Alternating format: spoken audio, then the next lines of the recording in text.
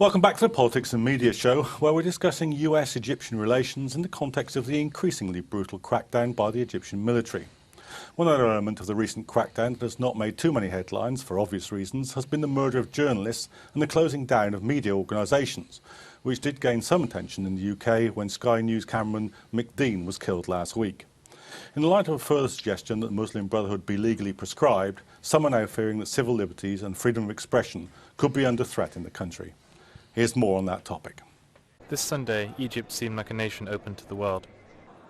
At least that was the view that the interim government wanted to present to the world. In the face of a month-long state of emergency, banks are open just 3 hours a day. Despite the relatively peaceful weekend, some fear that Egypt is starting to fall back into authoritarian government. With the deaths of 2 foreign journalists on Wednesday, and the official death toll since then edging above 800 for the first time, many question the interim government's commitment to transparency and freedom of expression.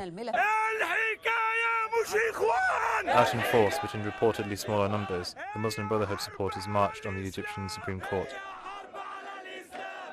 In July, the Muslim Brotherhood-owned broadcaster Egypt 25 was taken off the air, as was Al Jazeera Egypt and the networks Al Hafaz and Al Naz. Journalists were reportedly detained during the process. The Muslim Brotherhood has vowed to continue campaigning despite a proposal by the interim Prime Minister to dissolve the party.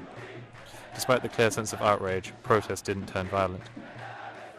At night, suspected pro-Morsi protesters are taken away on state TV. The army has proposed a dusk to dawn curfew as part of the state of emergency in Cairo and 10 other provinces. These members suspected of going to the square protest called by the Muslim Brotherhood. The army later told state media that they were arrested because they were carrying firearms. Western governments and journalists are starting to reassess their support of the interim government. After the death of veteran Sky cameraman Mick Dean by crossfire on Wednesday, David Cameron condemned what was going on. This violence is not going to solve anything.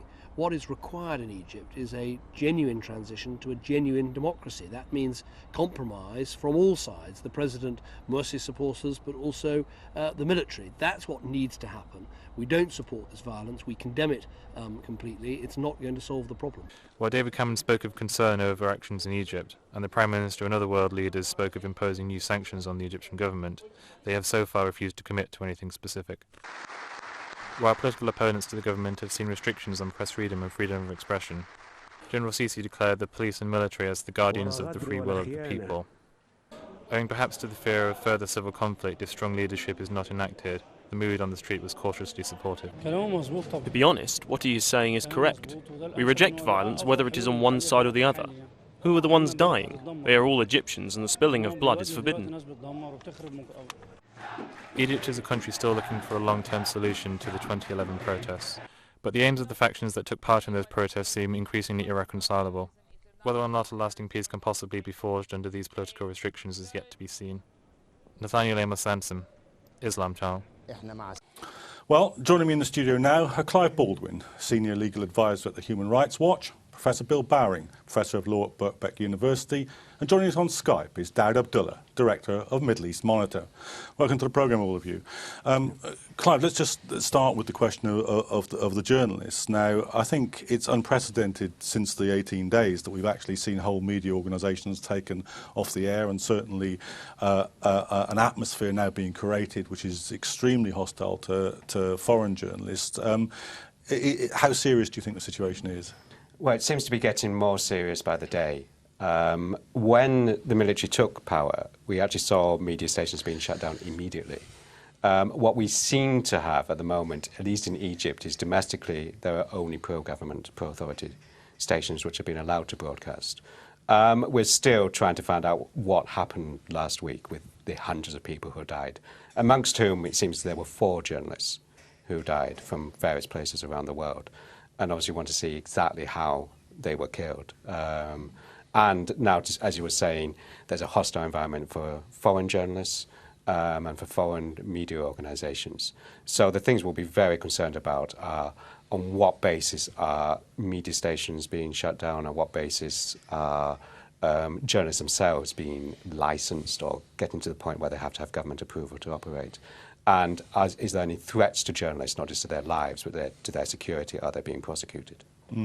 I mean, Bill, we're hearing some very nasty stories now about people being hauled out of their cars, searched and detained simply for having a beard and looking as if they might be sympathetic to the Brotherhood, or looking Syrian or looking Palestinian now. Do you think that there's a quite menacing sort of political atmosphere now developing?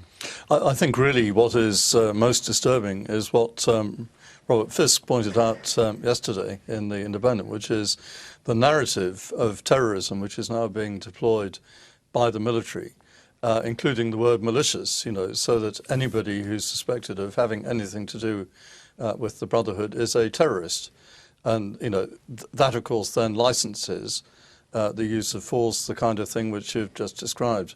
And, of course, journalists are getting killed in this whole operation. Let me bring in Daud Abdullah. Daud, Bill's right, isn't he? That this is something new. There's kind of a blanket deployment of the language of the war on terror in an almost kind of George Bush type discourse. It's categorising a whole section of the population as if they're people who are immediately going to be planting a bomb somewhere. Indeed, and it was deliberately calculated in order to win Western support. You rightly, Bill pointed out that it's reminiscent of the days of George Bush. Last night, in one of the interviews, in fact, the interview given by Abdel Fattah Sisi, he had on the background Egypt fighting terrorism in English. This was not meant for the Egyptian audience. This was meant for Western governments and public opinion to win support for the criminal acts. But the fact is, whoever opposes the regime today is deemed a terrorist. This is the bottom line, and by labeling, what they're trying to do, moreover, is to limit the conflict or the dispute between the regime and the Muslim Brotherhood. And everyone knows that it's gone well beyond themselves and the Brotherhood. But they, prior to the coup, had created this climate of hate and fear against the Brotherhood, so that today it becomes acceptable to burn people's beds while they are alive, or to burn their bodies after they have been killed and mutilate them. This is the reality. It became so absurd on the Egyptian media that recently one commentator was actually saying that the Brotherhood was responsible for the fall of Andalus. Now, Andalus fell in the 15th century. This is the type of propaganda that is put out in the Egyptian media today. Daud, do you think that the talk now of banning the Muslim Brotherhood may be part of an emerging strategy where the military want to hold a set of elections in which the Brotherhood isn't allowed to run, get a facade civilian government in place and carry on business as normal? Do you think that's what their strategy is? This probably is a strategy. It is not new. It is something that was tried before and it failed. And undoubtedly, it will fail on this occasion. In fact, the regime of Abdel Nasser executed thousands, much more than has been done to date. And that failed miserably. So it will be foolhardy on their part to adopt this strategy. But if we just were to go back to the issue of the media, it's also regional media outlets like Al Jazeera, which are being targeted. Their journalists are also in detention. Their facilities were vandalized, and equipment taken. And last night, the latest demand is that any Egyptian who works for Al Jazeera should have his citizenship revoked.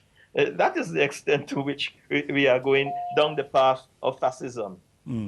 Clive, I mean, Daud's right that there's talk now of Al Jazeera being expelled from Egypt, isn't there? How do you read that? Unfortunately, it all seems part of the same narrative that we've seen, certainly since the military took power, that any form of opposition voices, not just opposition voices, just basic reporting from the media, gets suppressed. It's partly through a free election. There's three basic rights you need to have, which are freedom of assembly, to meet, to demonstrate, and we've seen what's been happening with that in the last few days. Freedom of association, that any political party, peaceful political party, can operate, can run. So that might be the next step that's attacked. And freedom of expression, that people can say what they want, that media organisations of any type can go and investigate and report on what they wish, and that's being repressed. So if you see freedom of expression and freedom of assembly being attacked, the next will be freedom of association.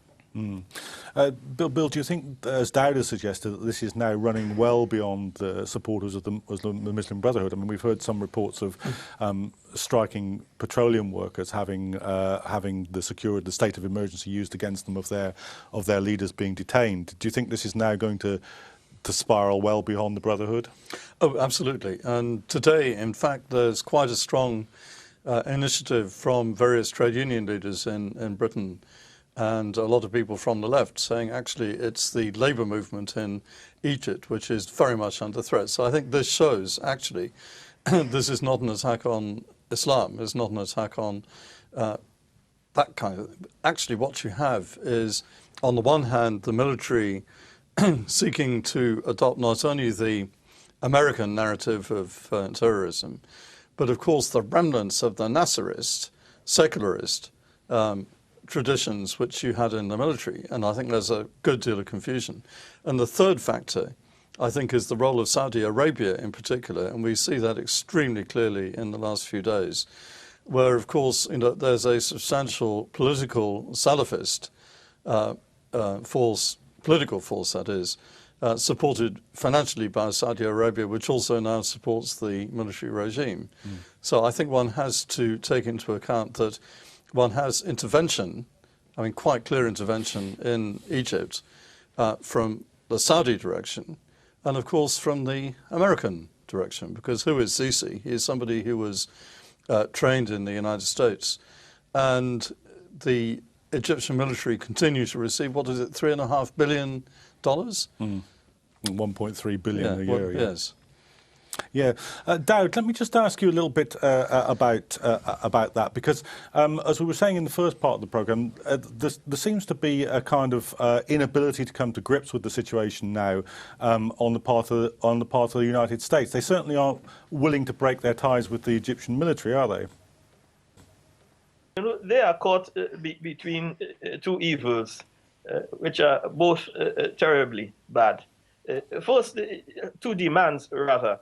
First, there's the demand of the Israelis on the one hand. You see, who are saying, well, you have to support Sisi and keep him in power to protect our interests. And on the other hand, he is caught, i.e. the president, he's caught between the demands, the growing demands of the Congress to do something about this. And it's very difficult to say which way he will go. But the very tragic thing about all this is the role of the Gulf states, and particularly Saudi Arabia, as Bill just mentioned, who have now gone on a diplomatic initiative across Europe to whip up support for the military. And the irony of all of this is that they are in fact doing the very same thing that the Israelis are doing. So we have one camp constituted of the Saudis, the other Gulf states, the Israelis, and the military on the one hand, you see, and then the pro-legitimacy movement on the other. And of course, Qatar they had an initiative in Europe over the weekend through Germany and then Paris, trying to have a more balanced approach through dialogue to bring the parties together, whereas the Saudis and the Israelis are saying, no, we have to use an iron fist to bring it to an end. So it's very disgraceful because, and it's dangerous too. Why? Because a number of scholars, in Saudi Arabia have spoken out against this. And apart from the ruling family, the most powerful institution in the country is the religious establishment. Conservative they may be, but they realize that they cannot articulate a discourse for Islam and then suppress, and fight against a Muslim government in Egypt. So the contradiction is too glaring, and hence more than 56 scholars in Saudi Arabia came out and denounced the military coup. We had last week the Imam of the mosque in Medina coming out against it in very strong terms on video, being distributed widely. So it's a high-risk game the ruling family is playing in this regard, because there is a lot of opposition in the kingdom against this policy. Okay. Clive, we've heard today that within 48 hours, Hosni Mubarak may be released and sent home. He still has to face charges of killing protesters in 2011. But for many people, to suddenly see the president against whom the original revolution took place freed from jail, that will be a sign of the direction of events, do you think? Well, the timing seems quite suspicious. It does raise the question of how much of the independence of the judiciary is there. And it also shows to some degree just how much real substantive reform failed in Egypt the last 2 years, both under military rule and under the administration of President Morsi. Just that one of the basic elements should have been to really strengthen independence of the judiciary. So even during a coup, it shouldn't be that easy for such rulings to be brought, if brought they are. It will also, of course, be, as you say, Mubarak faces still trials around the killings of protesters. So in the light of what happened last week, what sort of trial would happen in those cases? Certainly some of the rulers now probably wouldn't want to set any form of precedent on those issues. I mean, the fate of Mubarak has been a kind of barometer of the health of the revolution all the way through. When it's been more powerful, he's faced more kind of threats to be brought to trial. When it's been weaker, those threats have receded. Is that how you see it? The way I see it is that a really important precedent has been set. After so many years, there is now a precedent for a former leader being brought to trial. Now, whether he's released or brought to trial is a bit irrelevant now, because the precedent has been set. And I would have thought that the present military regime, they know perfectly well if things don't go their way, they will be on trial. The precedent is there. And I would say, there must be quite a measure of even desperation in what's going on at the present time. Daud, how do you read it? Do you think that sending Mubarak back to his home from jail, do you think that some people will now say, okay, I had my doubts about whether this was a coup or whether it wasn't a coup, but this is something you can't ignore. It's an indicator that the old regime is coming back?